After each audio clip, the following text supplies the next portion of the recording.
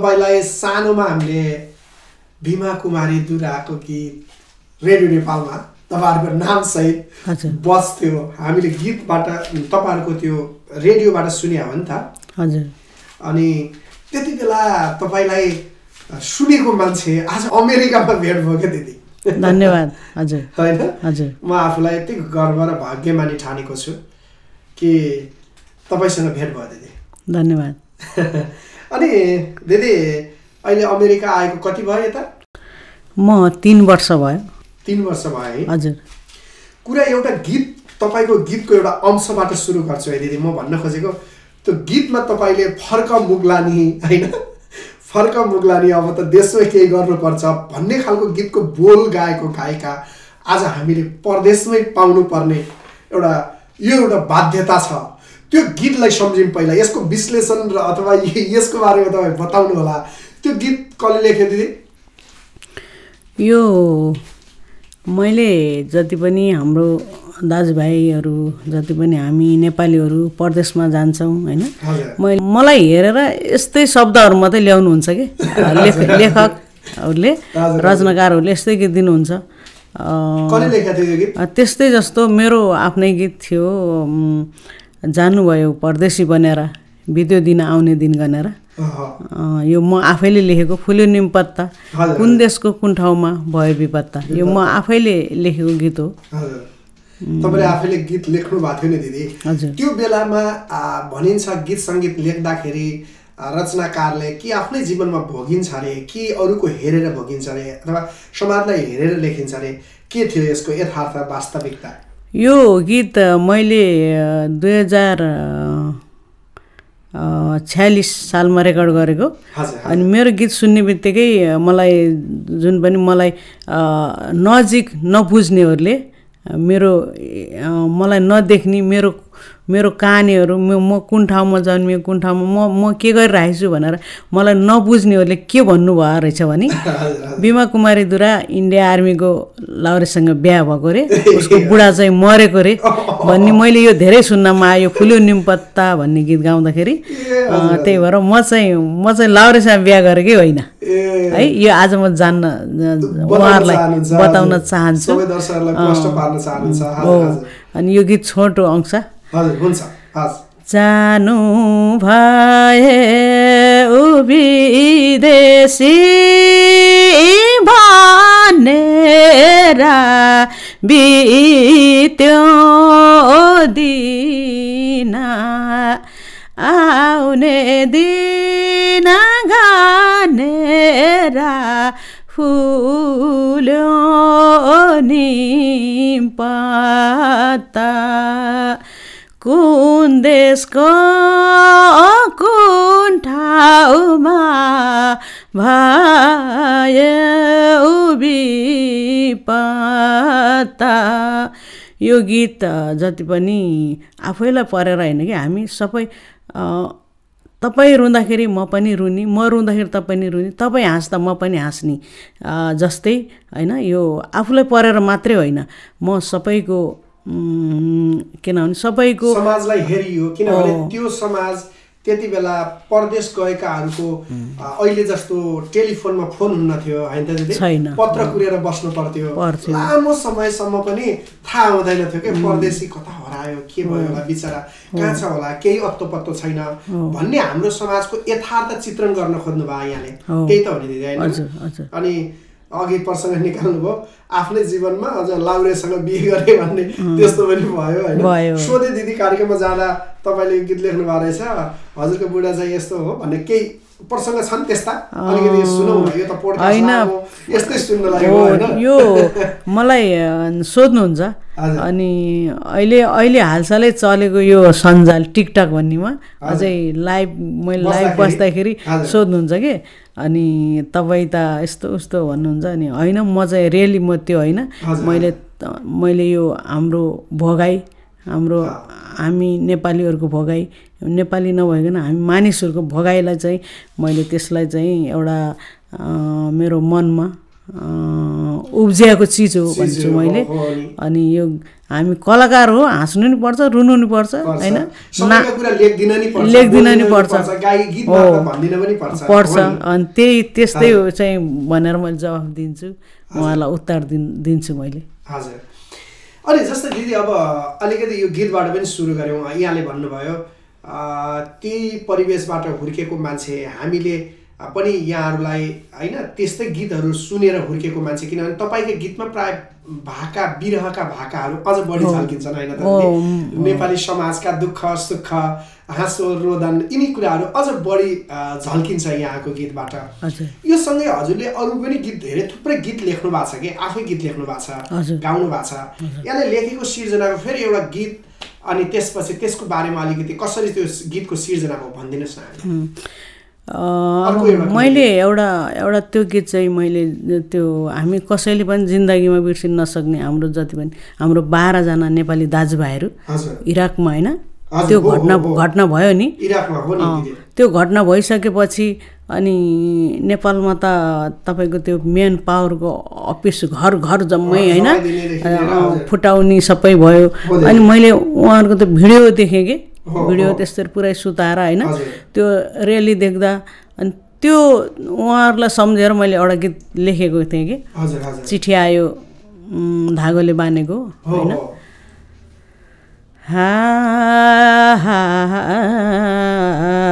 गयो मुगलान सुन्ने भो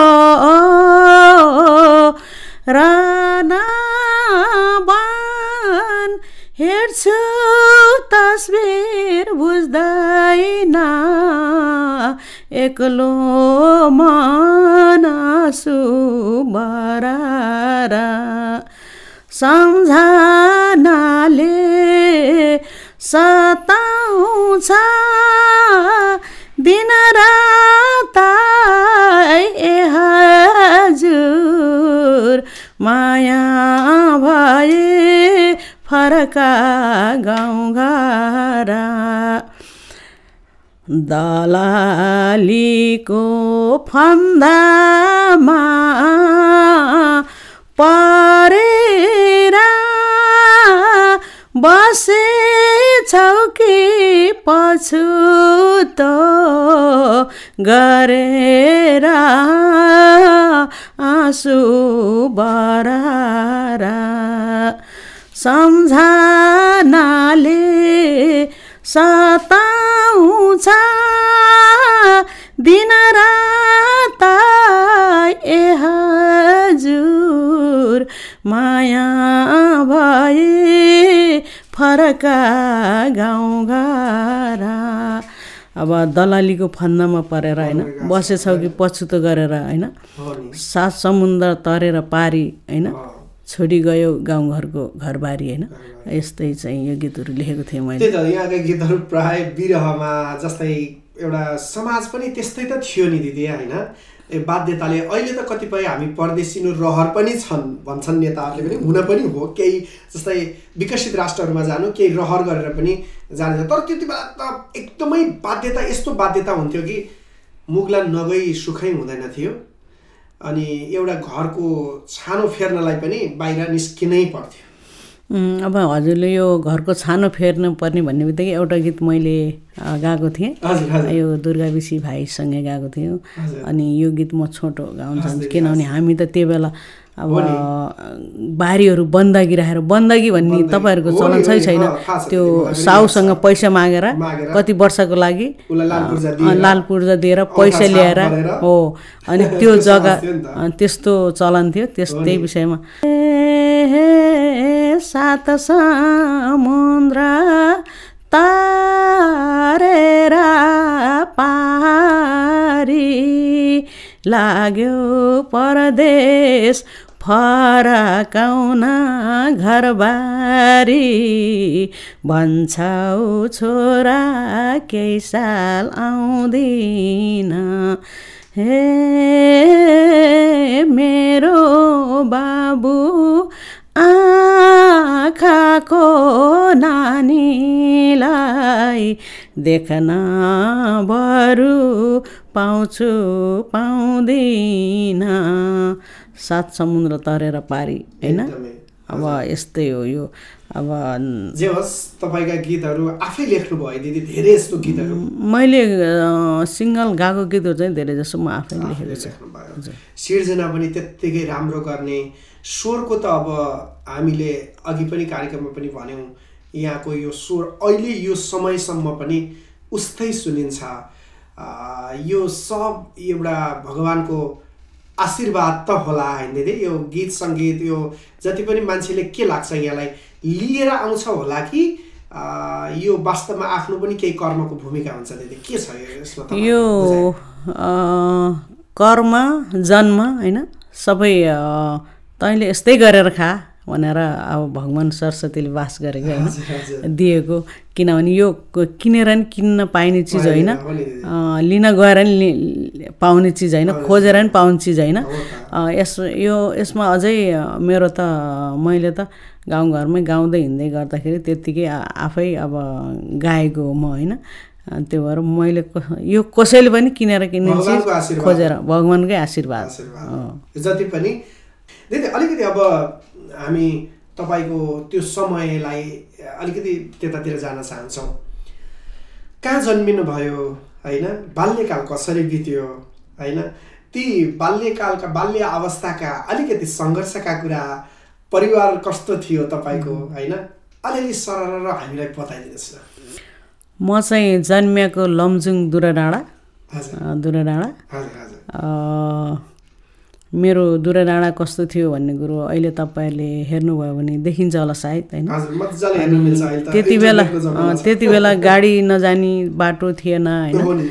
अनि त्यो ठाउँमा हाम्रो धान कोदो मकै लगाउने ठाउँ हो। हाम्रो नेपाली भूभाग त कस्तो भन्ने कुरो त त्यति बताइरहनु पर्दैन, तर पनि म पहाडै हो, म जन्मेको ठाउँ पहाडमै हो र जन्मेँ म।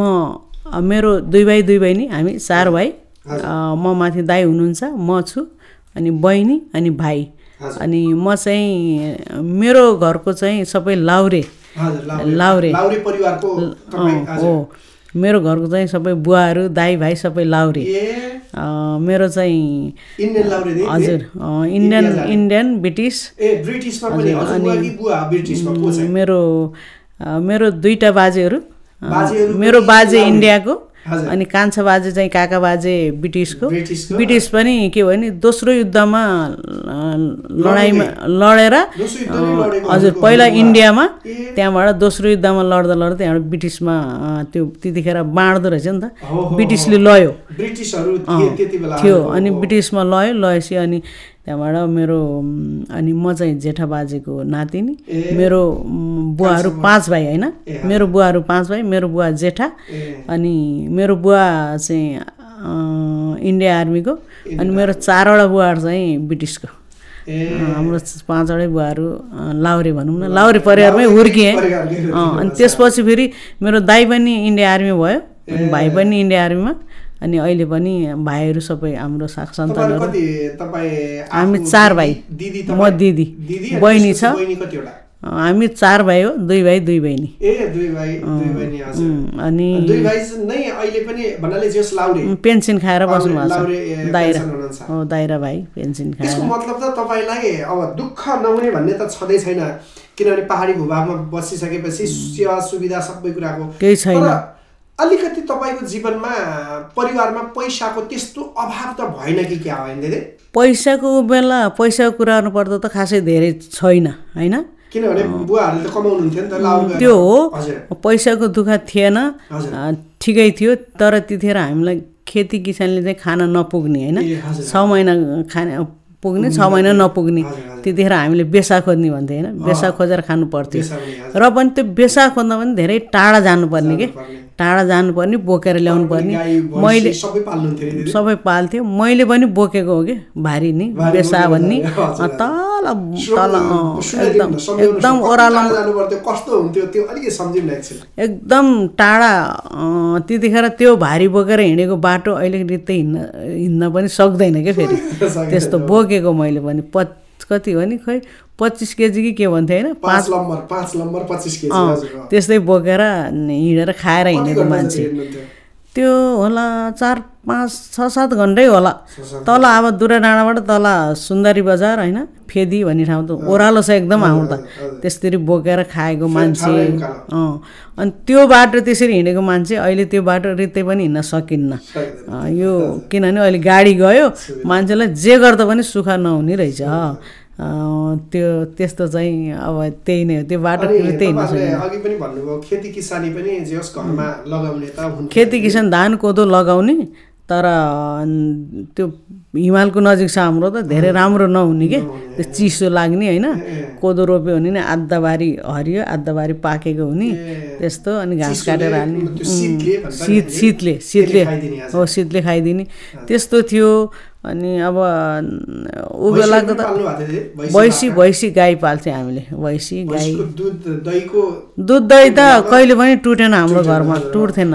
त्यो दुध भएन भने त हामीले भातै खान्थेन होइन। म त 1 नम्बरमा झन् दुध चाहिन्थ्यो मलाई त भात खानलाई। तर त्यति बेला पनि तपाईँको समयमा त्यो पहाडमा पनि चामल खाएर हुर्किनु भयो कि होइन दिदी? छैन हामी चामल भन्दा पनि हामी ढिँडो खाने बढी कोदोको ढिँडो होइन। ढिँडो खानलाई त तपाईँहरूलाई कसैलाई पनि समस्या हुन्न थियो तर तपाईँहरू अलिकति त्यो उसको परिवार भावनाले बुवाहरूले लगभग चामलहरू त लगभग जान्थ्यो। चामलको धेरै हुन्थेन हामी त्यो चामल त बरु कहिले कहिले त्यो ढिँडोमा थोरै खाने होइन जाउला खाने भन्छ हामी त्यसले होइन।